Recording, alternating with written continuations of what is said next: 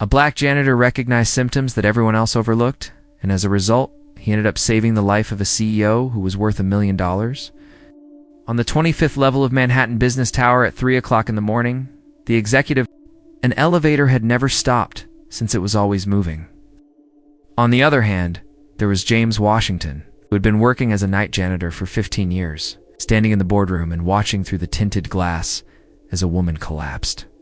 Into the mahogany table that was more expensive than his annual pay, Victoria Sterling, the chief executive officer of Sterling Industries and one of the most influential women in the United States, was obviously in a difficult situation. A painful expression could be seen on her face, was difficult to understand. What she was saying on the phone, since her left arm was hanging limply, and her words were slurred and difficult to understand. James immediately recognized the signals, which indicated that a stroke was taking place. James had to learn medicine the hard way when he was 52 years old. The accident that took Dorothy's life 5 years ago occurred after she had worked as a nurse for 20 years, during which time she had specialized in neurology. In the course of their marriage that spanned several decades, she had made every meal into a lesson in emergency medicine, insisting that having medical knowledge was the most important factor in saving lives, regardless of who you were. James thought about it for a little moment. Invisible as a janitor, he was responsible for cleaning the offices after the executives had checked out. Known as the woman whose face appeared in business magazines, Victoria Sterling was the person who moved billions of dollars with a single email. With the exception of the infrequent instances in which she entirely disregarded him during hallway interactions, their worlds never intersected. However, Dorothy always asserted that neurological symptoms were not discriminatory with regard to social status or skin color. The entrance to the conference room was opened by James. "My dear Miss Sterling, you are experiencing a stroke. Try not to engage in conversation. Give me a moment to speak." He spoke with the calm authority of someone who has witnessed Dorothy guiding families through medical emergencies for 20 years. His voice bore the authority of her. Victoria attempted to voice her disapproval, but her words came out even more jumbled than before. As soon as she became aware that something was extremely wrong, she started to feel a beginning of panic in her eyes. While James was positioning Victoria to take preventative measures against additional neurological damage, he was already dialing 911, a medical ambulance to the 25th floor of the Manhattan Tower. A female patient in her mid-40s, who is exhibiting symptoms that are typical of a stroke. Slurred speech, facial paralysis, and weakness in the left arm are also symptoms. The onset of symptoms occurred around 5 minutes ago. An individual who described himself as a janitor seemed to have a high level of medical correctness, which startled the operator of the 911 system. However, James continued to offer clinical information with the ease that one would expect from a professional in the medical field.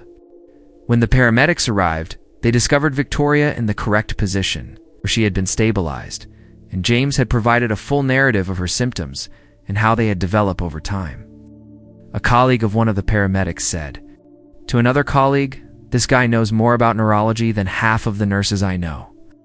At the hospital, while Victoria was receiving the therapy that would save her life, James went back to work as if nothing had occurred. In the end, he was nothing more than the night janitor, the unseen individual who ensured the smooth operation of the structure while the mighty slept in their elaborate palaces. One thing that James was unaware of was the fact that this night would alter the course of his life in ways that even Dorothy could not have anticipated. Every single thing that Victoria Sterling believed she knew about human value would be completely rewritten as a result of the discoveries she would make on prejudice, medicine, and the actual definition of competence. Keep in mind that if you are following this narrative about how information can break down barriers that money builds, you should subscribe to the channel so that you can find out how a simple act of humanity would uncover a conspiracy that jeopardized not just Victoria's life, but also the entire power system that she represented. When James got at work the following morning, he was thinking that everything would be back to normal. When he entered the employee locker room, however, he discovered an unpleasant surprise waiting for him. An official warning note had been placed on his locker. Utilization of the executive elevator during business hours that is not appropriate behavior. Access to corporate facilities outside of regularly scheduled business hours. The individual who signed the document was Wilson Carter, who was the manager of security and the kind of person who determined his own value based on his ability to make the lives of other people miserable. Jim folded the paper in a composed manner. It had been 15 years since he had performed his job without a single complaint, and now he was being penalized for saving the life of the CEO. He was not caught off guard by the irony. The right thing in the business world can be turned into a crime if you are the wrong man doing it. This is especially true in the corporate world. Not the warning itself, but rather the timing of it was the thing that disturbed James the most. How was it that Carter was able to learn about the events that occurred the night before so quickly? In order to protect the confidentiality of medical information, the hospital ensured that the paramedics did not disclose any information to the organization. Whoever was observing Victoria Sterling's moves was doing it with great attention. James was able to watch the activity on the 25th floor in a stealthy manner when he was working the morning shift. Victoria's personal physician, Dr. Patterson, came 2 hours later than normal, with an expression that was a mixture of annoyance and what appeared to be genuine panic. James was able to peer through the glass doors and observe a heated conversation taking place between the doctor and Wilson Carter. Her recollection was jolted back to her like a blow. Dorothy's memory, Jimmy, she would say a lot of times while they were discussing difficult issues over dinner. James had believed that Victoria's stroke was the consequence of stress and pressure from the company. You should have asked. When neurological symptoms appear suddenly in stressed executives, the first question should never be why now, but rather who benefits if this person can no longer work. On the other hand, Dorothy would have been able to discern the seed of uncertainty that was established by the unpleasant conversation that took place between Carter and Dr. Patterson. Doctors who were competent did not become overly anxious when their patients survived medical emergencies. People rejoiced in it. During the afternoon of that day, James was surprised by a phone call. In her office, Victoria Sterling expressed her want to meet with him. As he reached on the 25th floor, he discovered the CEO looking considerably better than he had the previous before, but with a curious expression on his face that had not been there the previous evening. "This is James, right?" Victoria encouraged him to take a seat in the chair that was directly across from her desk. "My heartfelt gratitude goes out to you for the actions you took the night before." During the conversation, the physician stated, "Your prompt action saved my life. I only did what any decent person would do, Miss Sterling." Victoria looked at his face with an increasing amount of interest. "Because of your extensive medical knowledge, the paramedics were really impressed. The neurological symptoms are something you learned about from where?" James seemed to pause. Even though talking about Dorothy was always painful, there was something in Victoria's expression that suggested the question wasn't just polite. "She was a nurse who specialized in neurology, and she was my wife. Working at Chicago General Hospital for 20 years. I was able to learn how to identify indicators of an emergency from her. In the year 2005, she passed away as a result of an accident." Authentically, Victoria's look became more gentle. "Sincere condolences for your loss." There was a pause, as if she was considering what she would say next. "James, would you mind if I asked you a peculiar question? Do you think that my symptoms from yesterday seemed natural, according to your informal medical opinion?" In response to the inquiry, James was taken aback. Victoria Sterling, who is widely regarded as one of the most influential women in the United States, expressed her desire to obtain a janitor's medical opinion over her own illness. In addition to this, she was posing the question in such a way that suggested she had a sneaking suspicion that something was off. "With all due respect, Miss Sterling, this is something that you ought to discuss with your own personal physician." I believe that her response came too abruptly, and it was loaded with frustration that was hardly contained. Executive stress was the diagnosis that Dr. Patterson made. He suggested taking a vacation and prescribed sedatives for the patient. An unmistakable shiver swept across James. Dorothy was always of the opinion that competent medical professionals examined the causes of strokes in young patients as if their lives depended on it. And she was right. Sedatives should not be prescribed to a person who has just experienced a neurological incident, because doing so is not only improper but also potentially illegal. In a deliberate tone, James addressed Mrs. Sterling. "Before yesterday, Did your wife ever mention experiencing symptoms that were similar to those you described? Victoria went completely numb. Stroking a person who is in their 40s is not something that comes out of the blue very often. Typically, there are warning indicators that are either ignored or misunderstood by the individual. While Victoria was processing the suggestion, there was a prolonged period of silence between them. Last but not least, she gently nodded. Headaches that lasted for an extended period of time, dizziness on occasion, and moments of mental disorientation that Dr. Patterson attributed to the stress on the job. Despite the fact that James maintained a neutral countenance, Dorothy was yelling warnings inside her head. In light of those symptoms, any qualified neurologist would have ordered extensive testing to be performed upon the patient. The fact That Dr. Patterson had chosen to disregard them could be interpreted in one of two ways. Excessive medical incompetence or something intentionally malicious can be the case. After 15 minutes had passed, after James had left Victoria's office, Wilson Carter was waiting in the hallway, making it a point to be seen observing the discussion. That night, as James was cleaning up the vacant offices, something that Dorothy had always insisted on reverberated in his thoughts. The smirk that he directed at James carried a thinly veiled threat, as if to say, "We know you're meddling where you shouldn't be. Jamie, in the field of medicine, there is no such thing as a coincidence. Whenever weird patterns are observed, there is always someone behind them who is responsible for establishing those patterns." What would have happened if Victoria Sterling hadn't just suffered a stroke brought on by stress? Imagine for a moment that someone was purposefully putting her health at jeopardy. James was thinking about the warning that was in his locker, the dispute that had taken place between Carter and Dr. Patterson, and the fact that both of them appeared to know an excessive amount of information regarding occurrences that ought to have been kept private. James had been the janitor who no one noticed for 15 years, and he had been known as the invisible guy. But invisibility, he was beginning to discover, could be the most potent weapon against individuals who thought they were untouchable. This was especially true when those people completely misjudged what a plain man was capable of watching, comprehending, and revealing if it was necessary to do so. Over the course of the subsequent 2 weeks, James engaged in a practice that he had perfected over the course of 15 years of night work. He observed everything while remaining entirely invisible. Upon further investigation, he found that his worst concerns regarding Victoria Sterling's predicament were true. Wilson Carter's office was visited by Dr. Patterson on 3 separate occasions every week. A brown medical suitcase that was never permitted to leave the office and was always carried by the individual. James made the mistake of leaving his cleaning cart much too close to the door that was only partially open on one of these visits. As a result, he was able to overhear fragments of a conversation that caused his blood to run cold.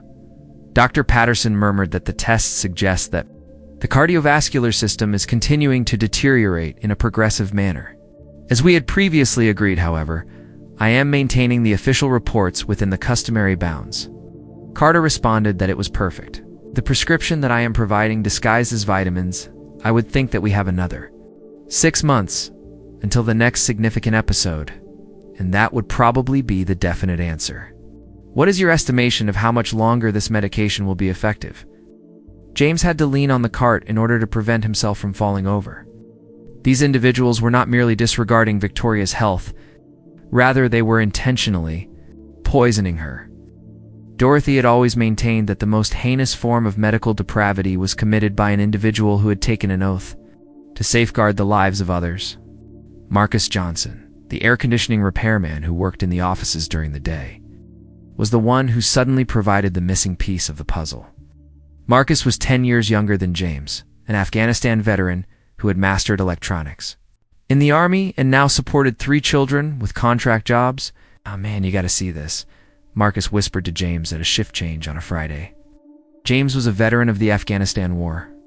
On the 25th floor where I was working, I happened to overhear Carter talking on the phone. I was installing new filters.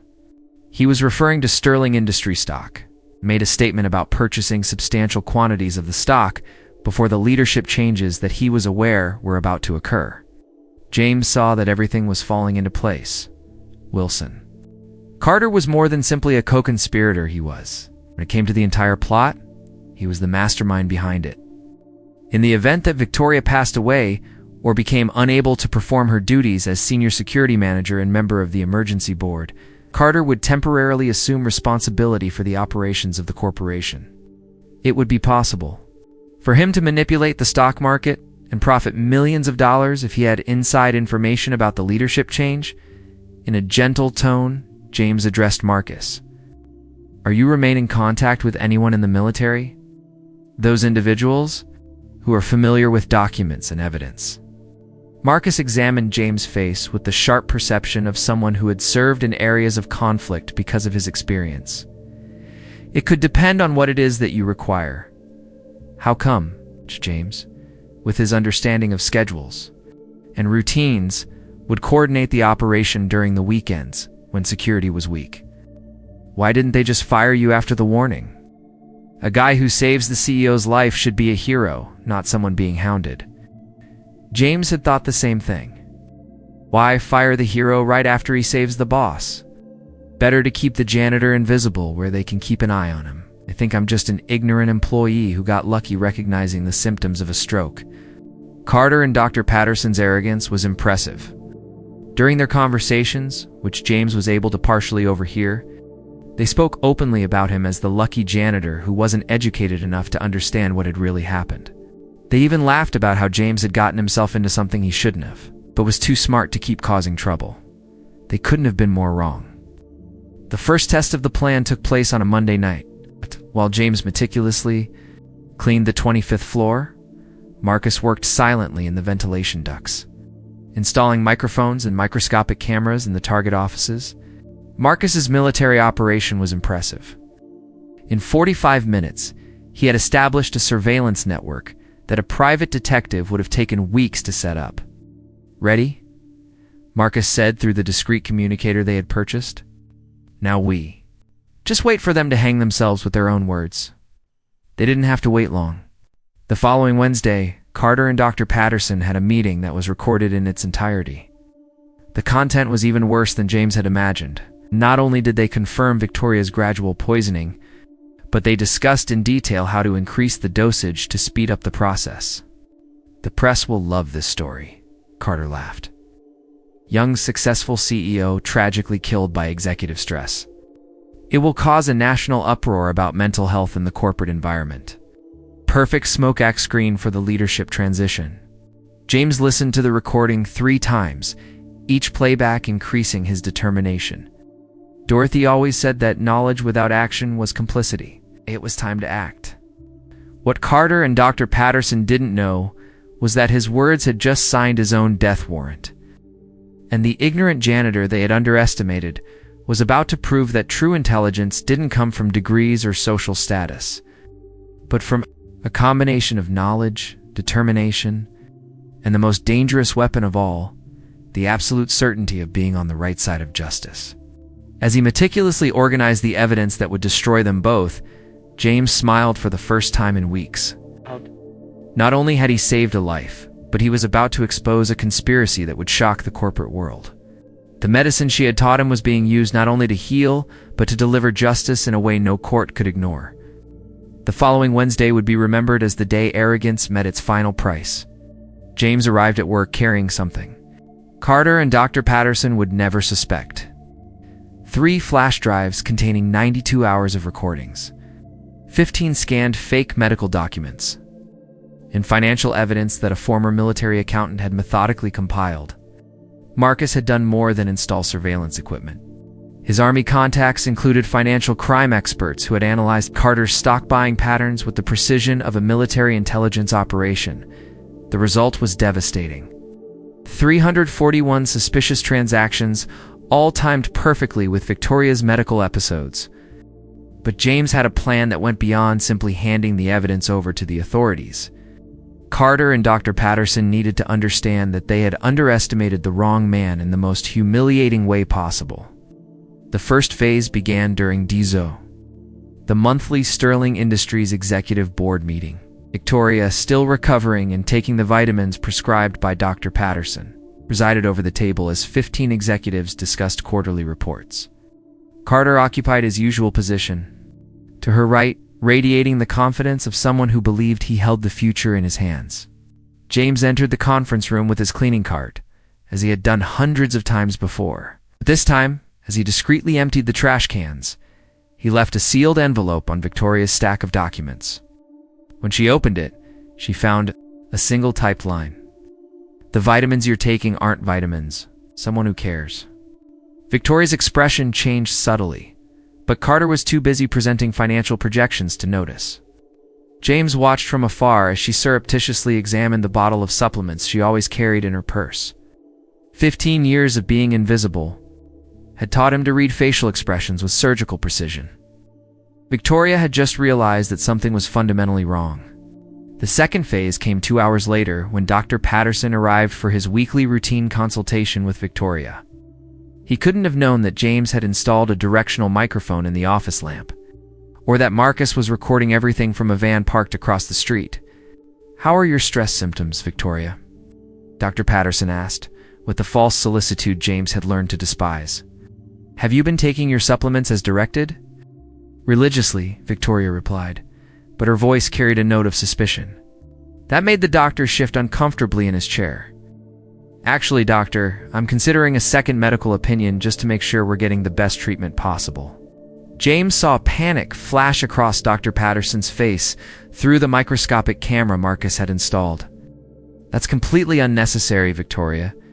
Your tests show steady improvement. A second opinion could confuse the treatment." "And how curious," Victoria interrupted, opening a drawer in the desk. "Because I received this today," she produced the envelope James had left along with a bottle of supplements. "Someone suggests that these are not vitamins. What would you say if I sent them for independent laboratory analysis?" Dr. Patterson paused, visibly. "Victoria, you can't take an anonymous note seriously. This is clearly an attempt to sabotage his medical treatment. Some disgruntled employee trying to cause trouble, and you wouldn't mind if I had them tested." The question was phrased with the precision of someone accustomed to high corporate negotiations. "I will. Of course I wouldn't mind, but it's a waste of time and resources. I can assure you that." Victoria raised her hand, silencing him. "Dr. Patterson, in 15 years as a CEO, I've learned that when someone tries to dissuade me from checking something, that's exactly when I need to check it." The third phase was executed with military precision. While Dr. Patterson tried to convince Victoria not to test the supplements, Marcus was delivering complete copies of all the evidence to the FBI, the Securities and Exchange Commission, the State Medical Board, and the Chicago Tribune. James had insisted that Victoria know the truth before the story went public. She deserved the dignity of fully understanding how her life had been manipulated before the whole world knew. So on Friday at 5 o'clock in the afternoon, James knocked on Victoria's office door carrying a briefcase that would change everything. "May I come in, Mrs. Sterling? There's something important you need to know." Victoria looked up immediately, recognizing the janitor who had saved her life twice. "Of course, James, in fact, I want to thank you again, and I also want to know how you knew about the supplements." James placed the briefcase on the desk with solemn ceremony. "Miss Sterling, what I'm about to show you will shock you, but you need to know before the press publishes the story tomorrow morning." Over the next 45 minutes, James methodically presented each piece of evidence. The recordings of Carter and Dr. Patterson discussing the gradual poisoning, the falsified medical documents, the financial transactions proving that Carter had been manipulating the stock market based on her planned deterioration in health. Victoria listened in growing silence, her expression shifting from surprise to horror and finally to a cold anger that James recognized as the controlled fury of someone accustomed to wielding power. "They thought I was just an ignorant janitor," James said when he finished. "Someone who had been lucky enough to recognize the symptoms of a stroke, but wasn't educated enough to understand what was really going on. And you figured it all out," Victoria murmured, studying the evidence with the attention she would have devoted to a billion-dollar corporate merger. "James, you saved my life 3 times. Twice from medical emergencies and once from a conspiracy." What happened next exceeded even James's expectations for revenge. Victoria Sterling wasn't just a successful CEO, she was a corporate strategist who had built an empire dealing with people who tried to betray her. On Saturday morning, when Carter arrived at the office for an emergency meeting Victoria had called, he found not only her waiting, but also FBI agents, representatives from the Securities and Exchange Commission, and an investigator from the State Medical Board. "Wilson," Victoria said with the coldness of someone about to fire an incompetent employee, "I'd like to introduce you to some people who are very interested in your extracurricular activities." Carter tried to maintain his composure, but James, watching from afar through the security cameras Marcus had hacked, saw the exact moment when arrogance turned to panic. "Victoria, what's going on here? If this is about some ridiculous accusation? Victoria smiled without humor. "Wilson, they're not here to hear accusations. They're here to make arrests based on solid evidence of attempted murder, financial fraud, and market manipulation." Special Agent Martinez began reading Carter his rights as he protested his innocence with the desperation of someone who finally realized his game was up. Dr. Patterson was arrested simultaneously at his office, handcuffs being placed on him. As he tried to delete files from his computer, the fourth and final phase was the most satisfying. On Monday, the Chicago Tribune published the full story on its front page. Janitor hero exposes plot to murder millionaire CEO James narrative. Working-class black man using medical knowledge inherited from his wife to save the life of a white female executive, then exposing a complex corporate conspiracy, captured the national imagination. But the real coup de grace came when Victoria called a press conference in front of dozens of cameras. She not only validated every detail of James' story, but announced his immediate promotion to Director of Corporate Safety and Integrity at Sterling Industries with a salary of $200,000 a year. "James Washington," she said to the cameras, "has proven that competence, integrity, and intelligence don't depend on degrees or social status. They depend on character, and he has character in spades." Carter and Dr. Patterson watched the press conference from prison. Realizing that they had been defeated not only legally but publicly humiliated by the ignorant janitor, they thought they could manipulate indefinitely. The final irony was perfect. While Carter faced 25 years in prison for attempted murder and financial fraud, Dr. Patterson lost his medical license and faced 15 years in jail. James was being celebrated nationally as a hero who proved that true intelligence comes from a heart, not social status. Dorothy would have been proud. His medical knowledge had not only saved lives, but had exposed corruption that could have destroyed many others. And the man she had loved was finally getting the recognition he had always deserved, proving that sometimes justice not only triumphs, it does so in spectacularly satisfying fashion. 6 months later, James Washington sat in his new office on the 26th floor of Sterling Industries with a panoramic view of Chicago and a sign on his door that read, "Director of Security and Corporate Integrity." The man who had once been considered nothing more than an invisible janitor now led a team of 15 investigators specializing in detecting corporate fraud. The irony was delicious. It's the same building where he had pushed cleaning carts for 15 years. Now welcomed him as an executive with his own desk and a $2 million budget to implement security protocols that other companies were studying as a model. Marcus Johnson, promoted to electronic security coordinator, entered the office carrying reports on the new monitoring system they had developed. "Man, I still can't believe we're here," he said, looking at the glass towers through the window. "The difference is that now I can change things from the inside."